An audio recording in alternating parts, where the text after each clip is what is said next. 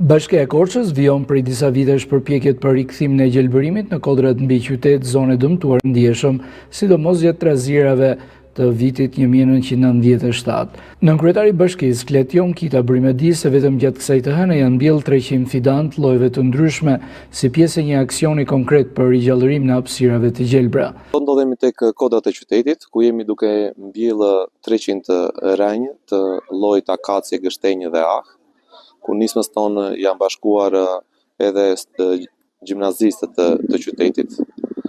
Ndërkohë që ky është një vizion i joni për një qytet më të gjelbërt dhe do të bëjë një thirrje të gjithë banorëve dhe qytetarëve të qytetit të Korçës të kujdesen për pemët edhe të mos i dëmtojnë ato. Pjesë e këtij aksioni ishte edhe institucioni prefektit. Vetë prefektja Florinda Zegullaj falenderoi të gjithë ata që u përfshin në këtë nismë duke vlerësuar bashkëpunimin mes institucioneve dhe komunitetit. Edhe institucioni prefektit të qarkut të Korçës, po jo më pak do doja të falenderoja edhe organizatat jo fitimprurse, siç është Dorcas Albania, Korçarët ndihmojnë Korçarët, Fondacionin MEK apo qytetarë dhe vullnetarë të tjerë, të cilët përmes aplikacionit shumë inovativ në fakt, Volunteja i kanë dhënë mundësinë çdo qytetarit për të kontribuar në mbjelljen e fidanëve, sepse mjedisi është rruga drejt zhvillimit. Zhvillimi duhet të ndërtohet në fakt në harmoni me mjedisin dhe jo në kurisë të tij.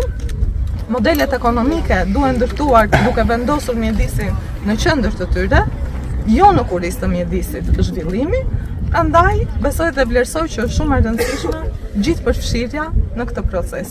Gjatë aksionit morën pjesë edhe nxënës shkollave të mesme të qytetit, të cilët kontribuan drejt për drejt në mbjelljen e fidanëve dhe ndërgjegjësimin për mbrojtjen e mjedisit.